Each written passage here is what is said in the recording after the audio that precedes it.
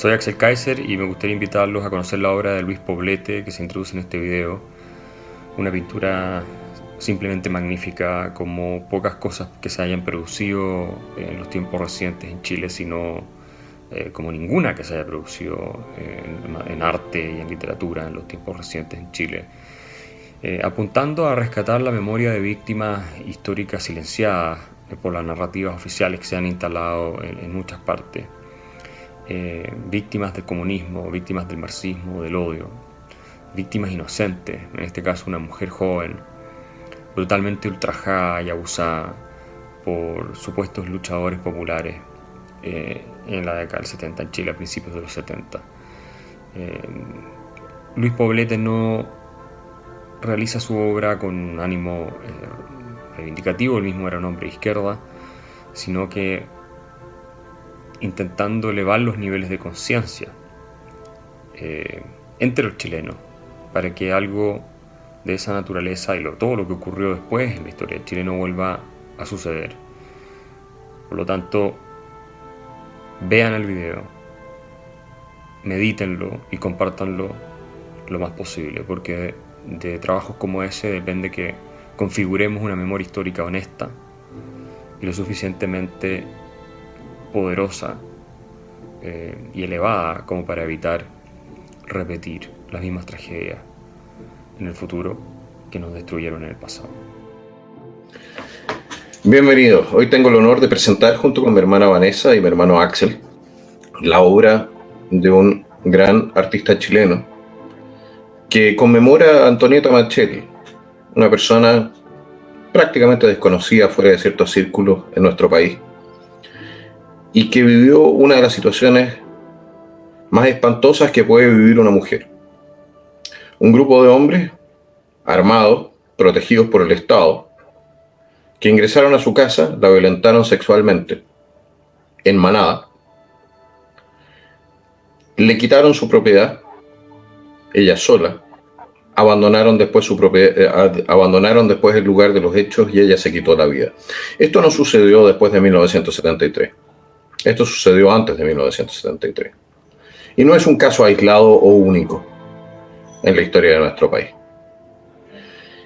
Ahora que estamos discutiendo y estamos conversando sobre la ley Mordaza, también la ley llamada el negacionismo, es importante recordar a todos aquellos que sufrieron de los embates y que sufrieron los abusos del régimen totalitario de Salvador Allende y de las milicias que se amparaban bajo su techo. Todos aquellos que tuvieron que sobrevivir y que tuvieron que superar una situación que era realmente un peligro existencial para muchísima gente.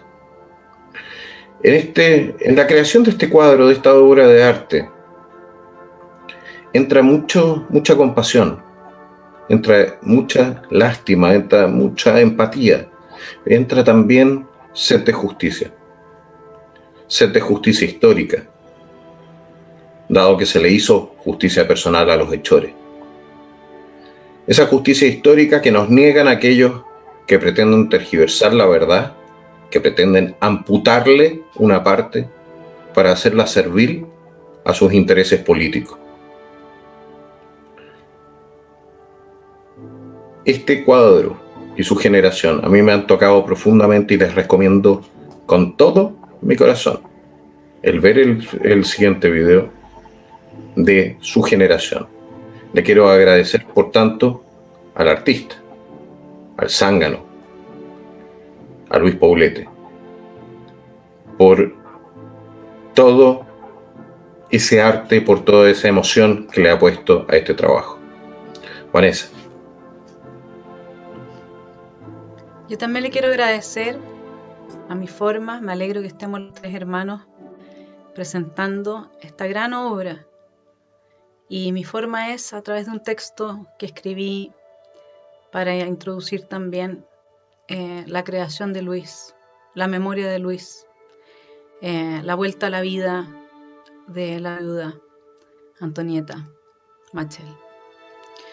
Bajo esta tierra tan nuestra palpita el dolor de las víctimas de la UP.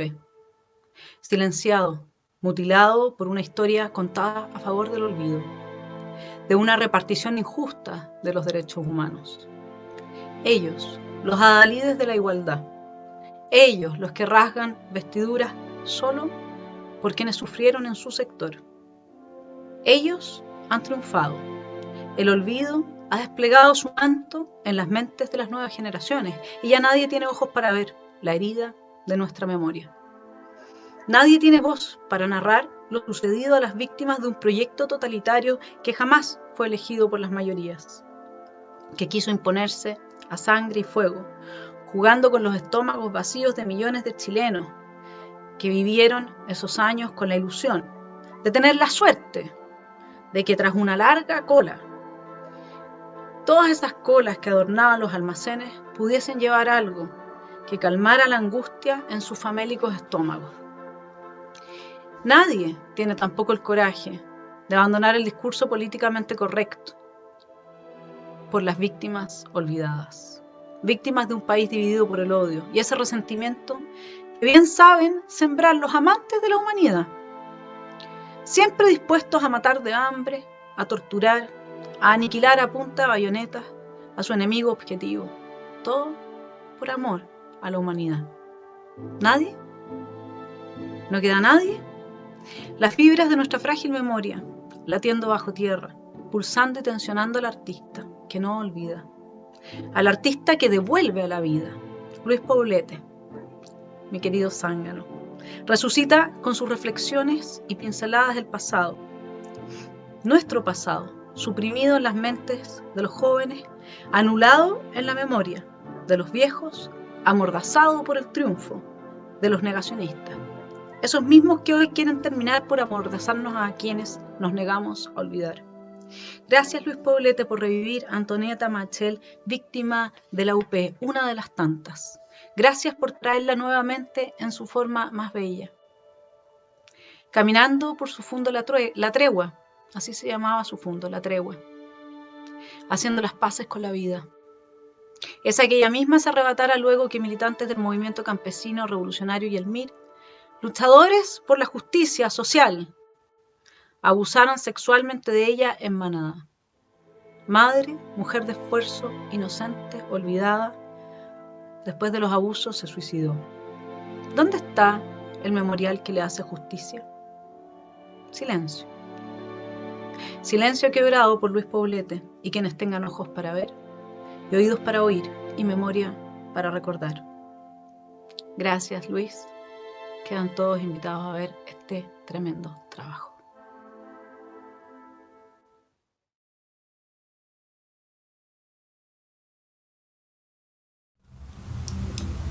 Hola queridos amigos, hace mucho tiempo que no hacía un video y decidí hacer este porque quería darles a conocer la última pintura que hice, y esta pintura va un poco en otra línea, distinta a las cosas que yo normalmente pinto.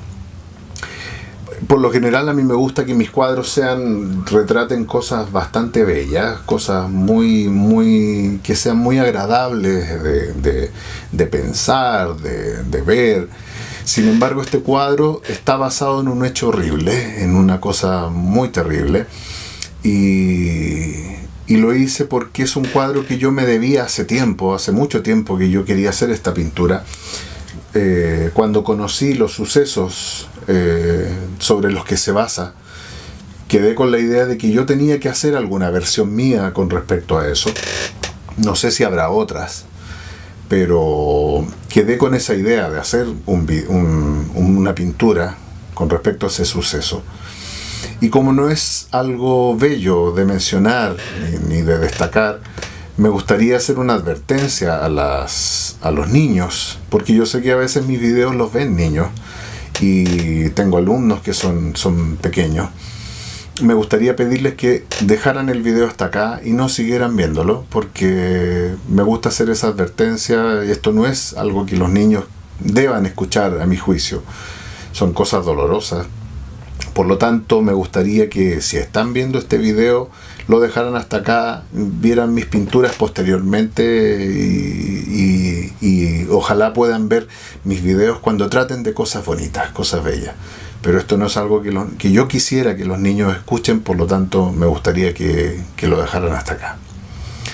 Bueno, haciendo esta aclaración, paso a comentar un poco de qué se trata esto. Este es un cuadro que pinté que retrata una escena, o es mi forma de ver un hecho muy lamentable, muy terrible, que ocurrió en el año 70, específicamente en noviembre del año 70, en el Fundo La Tregua, esto en el sector de Panguipulli.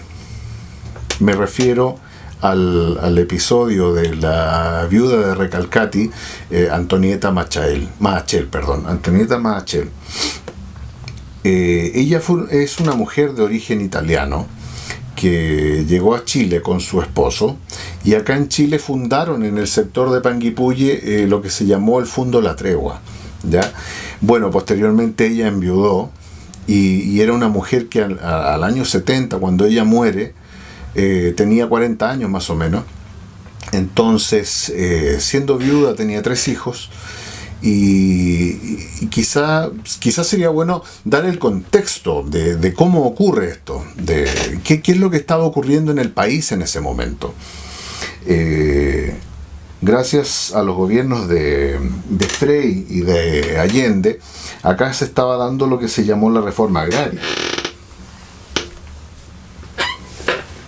Acá en Chile se dio lo que se llamaba la reforma agraria, es decir, habían terrenos que eran entregados, y si no se entregaban, estos terrenos se los tomaban personas, básicamente el pueblo, los campesinos. Entonces se tomaban terrenos o predios, fundos completos que pertenecían a personas particulares, privados, y se le entregaban a los trabajadores, entre comillas, porque todos sabemos que pocas veces eso es real.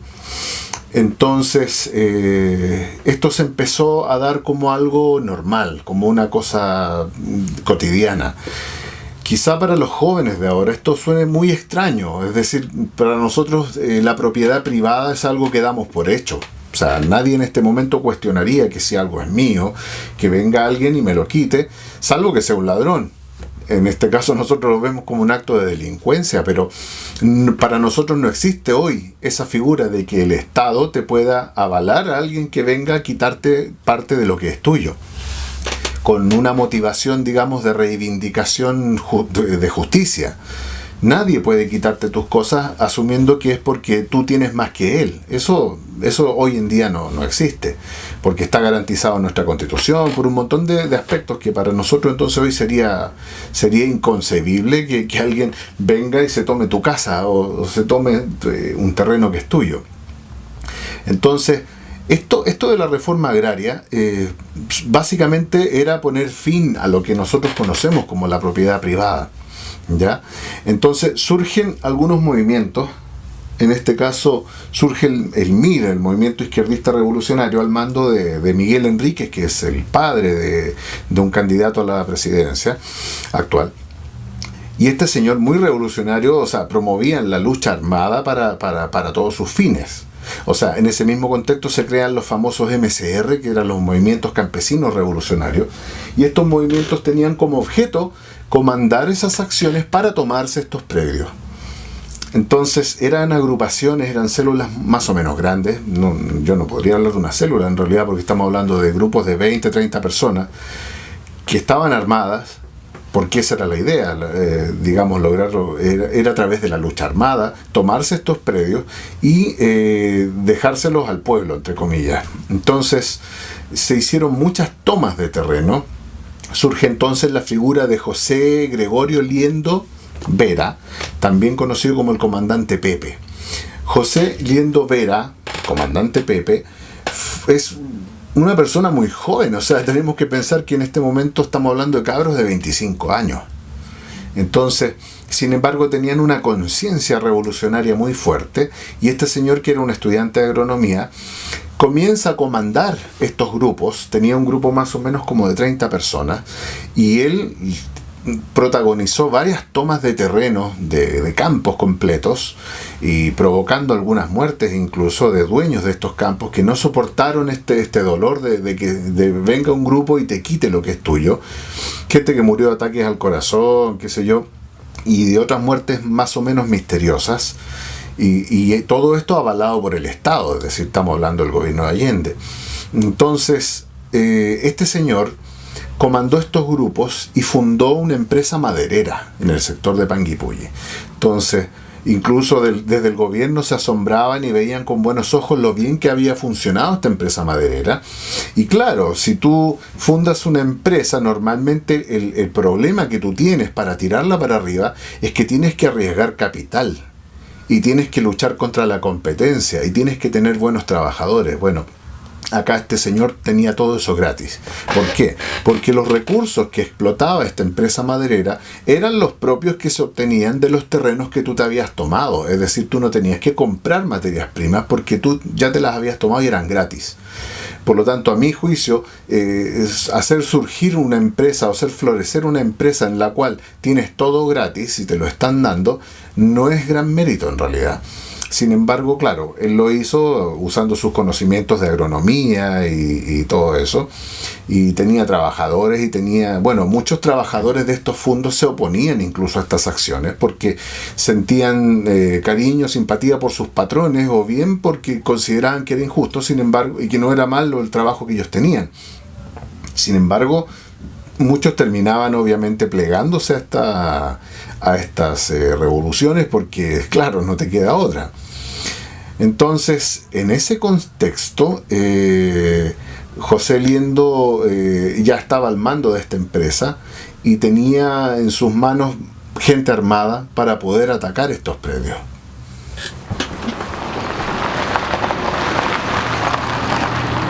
Bueno, acá ya estoy en mis potreros queridos. Voy a comenzar un día de trabajo. Es muy temprano. Hay que llegar temprano para poder captar el amanecer.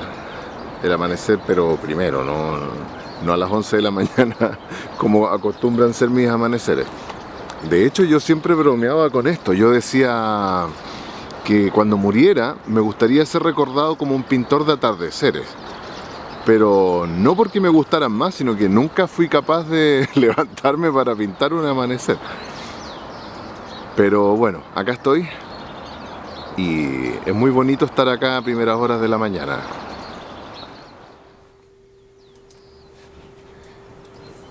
Quienes me conocen saben que yo soy una persona, un pintor que le gusta mucho pintar en vivo. Es verdad que a veces uno trabaja con fotografías, pero cuando estamos pintando paisaje, aunque vayamos a ocupar una fotografía, yo recomiendo siempre acercarse al lugar, a buscar algún lugar en la naturaleza similar al que queremos plantear, para buscar ideas. ¿Por qué? Porque a veces la fotografía nos puede mostrar cosas en cuanto a formas, en cuanto a color, pero sí en el lugar, cuando tú visitas un lugar, puedes encontrar atmósfera. Por ejemplo, la luz que se cuela entre los árboles, en este caso a mí me gustó mucho, y me llamó mucho la atención el efecto que se logra cuando el sol pasa entre las ramas de los árboles. Entonces, esa es una idea que a mí me gustaría captar. Y lamentablemente en el caso de donde yo estuve pintando, la luz pasaba entre unos árboles que yo no era lo que yo quería pintar. Yo quería plasmar la vastedad de un potrero, de un campo.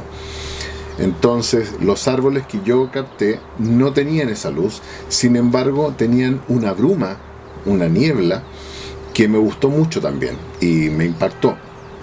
Por lo tanto, tú ya vas tomando una noción de lo que tienes que plasmar, de lo que te gustaría representar. Entonces siempre el boceto, el apunte en vivo, te va a permitir lograr esas impresiones. Nunca hay que desechar la idea de estar en los lugares o de buscar lugares similares a los que queremos pintar.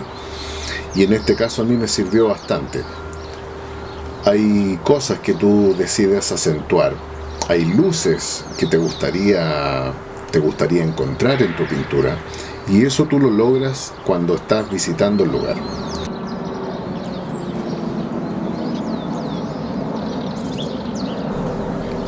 La niebla matinal que se asoma a ras de suelo me gustó mucho. Sin embargo, me hubiese gustado más que hubiese estado acompañada del sol.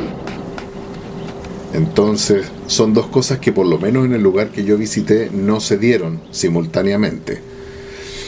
Por eso es que tú después puedes buscar fotografías que muestren ambas cosas, o puedes buscar la manera de incorporarlas. Bueno, cuando tú estás pintando en vivo también aparecen amistades que vienen a trabajar con uno.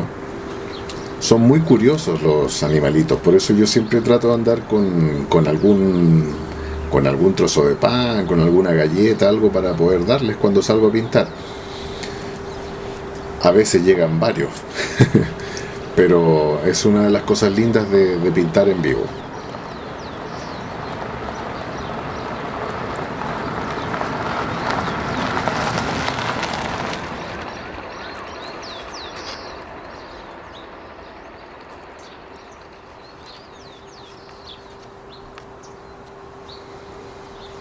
En este caso yo usé barras de pastel por un tema de rapidez.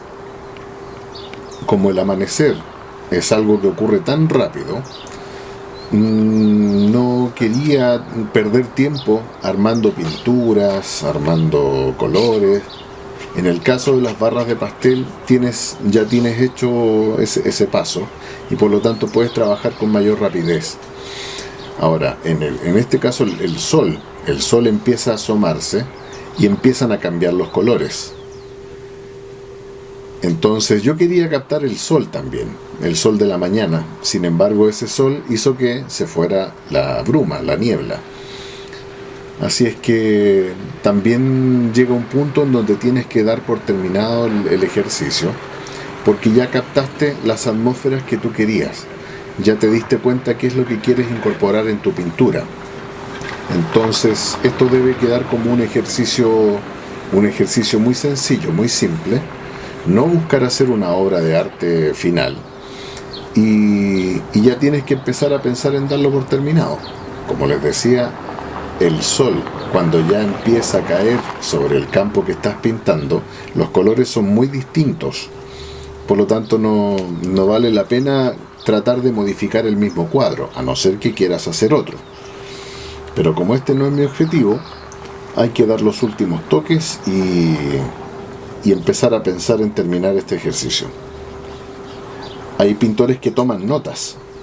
En mi caso no siempre tomo nota, la voy guardando mentalmente, porque yo ya sé lo que quiero pintar.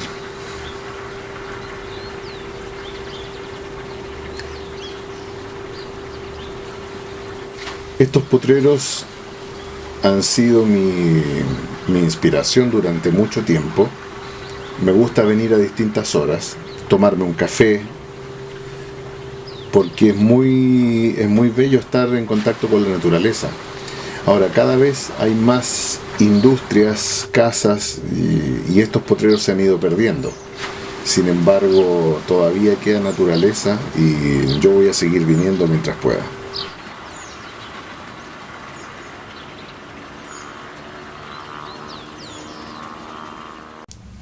Hubo incluso una entrevista que se le hizo a este señor, a José Gregorio, y en esa entrevista él le dice a la periodista que para que la revolución funcione tienen que morir aproximadamente 1 millón de chilenos, porque de esa manera el pueblo se compromete y se compenetra con la revolución.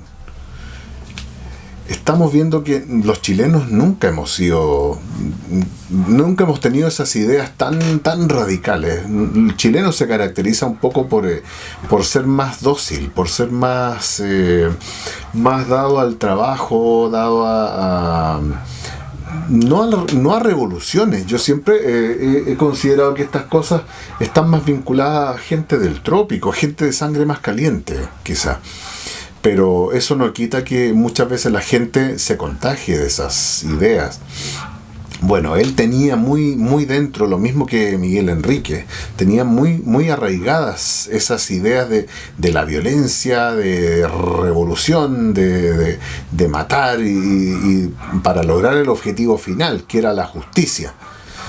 A mí me recuerda un poco un afiche que vi una vez de tiempos de la Revolución Francesa, en donde habían unos señores que eran los promotores de la Revolución Francesa, justicia para el pueblo, y llevaban unas lanzas con unas cabezas metidas en la lanza, y decían que estaban luchando por la igualdad y la fraternidad.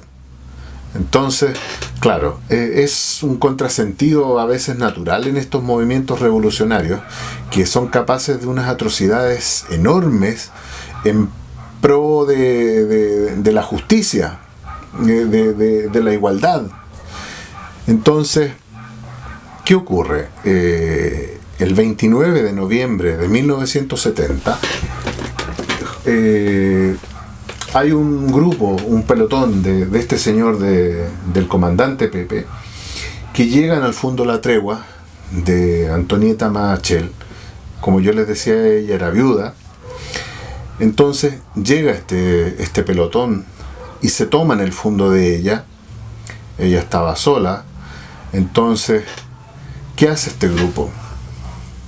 Llegan a donde está ella y cometen un acto terrible que, digamos,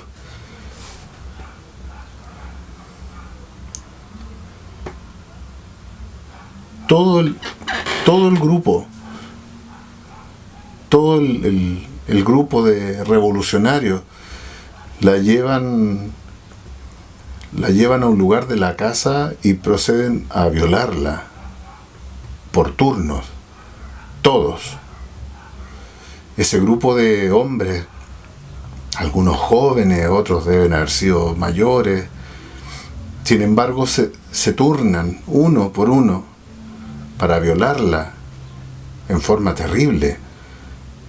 Una mujer joven, viuda, que ve cómo su tierra, su casa, algo que le costó años, de pronto es violentada sin que nadie te pueda ayudar, porque el Estado está de acuerdo, porque el presidente está de acuerdo, porque los partidos políticos están de acuerdo y porque existe un movimiento revolucionario que dice que está bien, que tú tienes que usar el medio que sea para que el pueblo triunfe, para que el pueblo se imponga. Entonces, le quitan a ella todo, hasta lo más sagrado que tú puedes tener, que es tu alma, tu persona.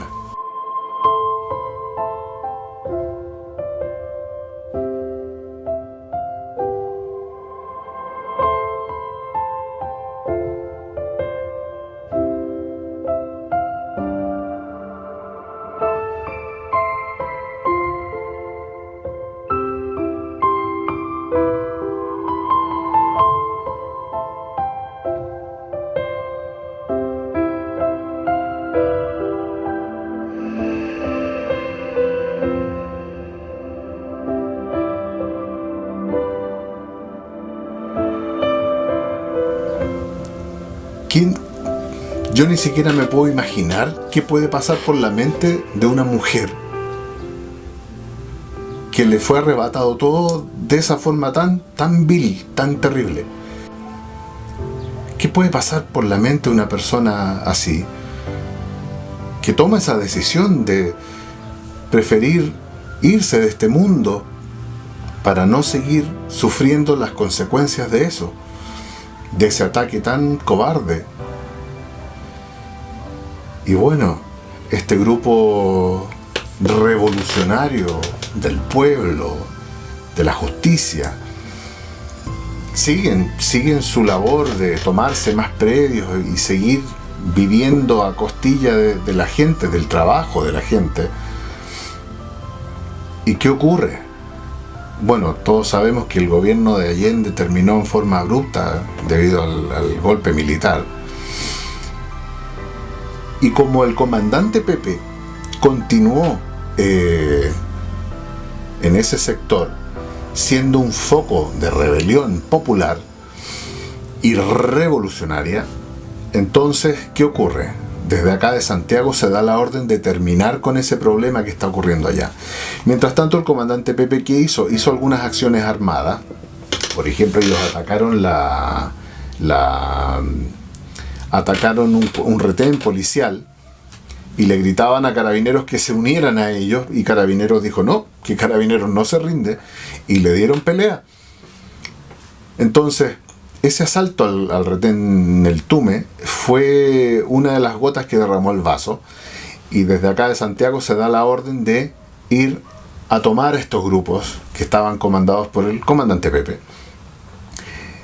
Y claro, desde acá parten unos helicópteros comandados por Arellano Stark, y Arellano Stark llega allá, bueno, da la orden, se dice que fue a Santiago Sinclair quien dio la orden expresa de capturar a este señor, al comandante Pepe, y una vez que lo capturan, junto a otras personas, le hacen un juicio sumario, como es rápidamente en la guerra, hacen un juicio sumario y lo fusilan. Debido a este fusilamiento, debido a esta forma que tuvo de morir, hoy en día las personas que comandaron esto, estoy hablando de Arellano Stark, Santiago Sinclair, fueron procesados y las personas tuvieron que pagar con cárcel. Al día de hoy, Sergio Arellano Stark ya murió de Alzheimer, y bueno, Santiago Sinclair, que fue quien dio la orden directa de darle muerte a este señor, al comandante Pepe, está condenado por violación a los derechos humanos, por haber matado al comandante Pepe. Comandante Pepe fue fusilado con 11 personas más, y por estas muertes, digamos, eran la gente que él tenía a su cargo. Y Santiago Sinclair creo que todavía está cumpliendo condena, porque lo condenaron recién este año, entonces está preso. Viendo hacia atrás, yo digo, la justicia tiene que tener una venda, porque claro, si tú lo buscas en los libros en este momento, el comandante Pepe es una víctima de violación a los derechos humanos. Y todos sabemos que las personas que se declaran víctimas de violación a los derechos humanos merecen una compensación económica, digamos, su familia. Por lo tanto, hoy en día se podría decir que nosotros los chilenos estamos pagando para compensar al comandante Pepe por haber sido maltratado por los militares. Hace poco hubo una controversia con la ministra de las culturas. Me carga decir las culturas.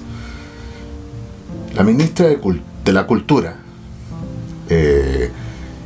hizo un homenaje a estas víctimas que fueron asesinadas en el sector de Panguipulli, y declaró monumento nacional ese sector, ese complejo maderero donde este señor actuaba. También existe un museo, museo de memoria, algo así se llama, donde también hay elementos, incluso creo que hay una fotografía del comandante Pepe, porque hoy, claro, si tú lo busquen ustedes a José Gregorio Oliendo y comandante Pepe, y él es una víctima de la malvada caravana de la muerte que asoló los lugares del sur. Se han escrito libros del comandante Pepe, de lo valeroso que era en la lucha de las reivindicaciones sociales y del pueblo. Y Sinclair está preso, Arellano Stark murió y los milicos son malos. Yo no sé, yo creo que se cometieron muchos excesos, porque estamos hablando de que los militares son una rama que está creada para aplastar, someter y liquidar. No son carabineros. Los militares no son carabineros. Los militares no están formados para detener, suavizar. Ellos están formados para aplastar, para arrasar al enemigo. Yo nunca he estado en una guerra, pero me imagino que de estarlo, yo querría un ejército que ojalá arrasara al enemigo para que ellos no nos hicieran eso a nosotros. Por lo tanto, yo creo que es muy difícil pedirle a un ejército que si llega a tener que hacerse cargo de un problema, lo haga con suavidad. La solución, a mi juicio, para que eso no ocurra es no llegar a la situación en que ellos tengan que actuar. Esto está hoy en día está muy presente, porque ya mucha gente ha planteado la idea de que el ejército debiera intervenir para solucionar la situación que tenemos hoy en día en el país. Ojalá no ocurra. Ojalá no tengamos que llegar a ese extremo, porque se van a producir excesos y eso nunca es bueno. Las muertes de las personas nunca son buenas. Muertes en ese sentido. Pero yo, viendo este caso que les acabo de narrar, que les acabo de mencionar, pienso que yo viví toda una vida criticando a los militares por lo mal que se habían portado, por todos los asesinatos que habían cometido. Sin embargo, cuando supe de esto de Antonieta Machel, este episodio en sí me hizo reflexionar, me hizo pensar en la miseria humana de todos los lados, porque cuando uno le explican las cosas siendo niño o hasta adolescente, uno tiende a crear una imagen de buenos y malos. No hay puntos intermedios, son buenos o son malos, y eso va a depender de quién te cuente la anécdota. Si te la cuenta un profesor, tú lo vas a creer, no lo vas a cuestionar. Y como te digo, tienes esa marca entre dos polos extremos. Va a depender mucho cómo te cuente la historia ese profesor, para que de ahí tú odies a un sector o al otro. Por lo tanto, este episodio que yo les mencionaba, ojalá no se hubiese dado. Ojalá no hubiesen tenido que intervenir militares, pero lamentablemente la clase política no supo cuidar lo que tenía, y tampoco la gente. Los ciudadanos tenemos una responsabilidad muy grande en ese sentido, y el día de hoy la tenemos nuevamente. Nuevamente estamos en el mismo trance que se estuvo en los años 70. Y me temo que nuevamente no estemos dando la talla. Por lo tanto, un último mensaje me gustaría darle a la gente de mi país, a que reflexionemos, valoremos lo que tenemos, lo que teníamos, y empecemos a leer más, empecemos a buscar la historia, empecemos a analizar lo que nos dicen, a estudiarlo, a pensarlo, porque hoy en día vivimos una cultura, la democracia le llamo yo, en donde nos dejamos llevar por cosas que nos muestran en televisión, y esa es la versión oficial que nosotros aceptamos. Hoy en día tenemos que empezar a ir un poco más allá, porque yo no quiero que ocurra de nuevo esto en mi país, porque yo no quiero que ocurra nuevamente estos hechos trágicos como el de Antonieta Machel, porque de llegar a un extremo social como el que teníamos en los años 70, estas situaciones se pueden repetir, y se pueden repetir para los dos lados. Por lo tanto, es importante que hoy tomemos conciencia y empecemos a marchar como país juntos para terminar con todas estas experimentos sociales. Miremos lo que teníamos, miremos lo que alcanzábamos, miremos lo que logramos como país. Habían cosas que solucionar, como en todo país lo hay. Sin embargo, no sé si será una buena solución generar tal nivel de violencia que ya una vez nos llevó a un caos y nos llevó a un extremo que después provocó tanto dolor. Así es que, finalizando con esta reflexión, quiero darles a conocer la pintura que yo hice, en donde quise mostrar a una mujer que simbolizara la figura de Antonieta Machel. Es una mujer que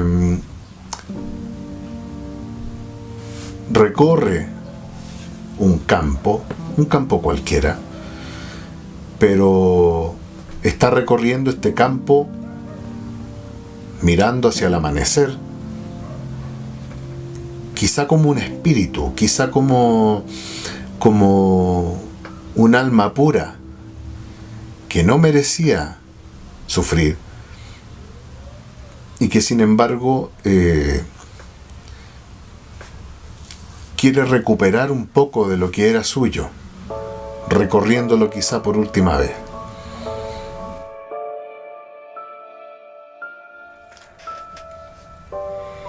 Este cuadro que yo pinté busca mostrar precisamente eso. No quiere mostrar más dolor. Yo quizá podría haber elegido una imagen mucho más explícita o más dramática, pero esa no es mi naturaleza. Yo prefiero mostrar algo más esperanzador. Una figura que pasó por un dolor muy grande, pero que en forma de un alma pura vuelve a caminar por sus campos, vuelve a caminar por sus tierras, quizá por última vez, y vuelve a mirar un amanecer, sintiendo que eso que tiene, ahora ya no se lo van a poder quitar.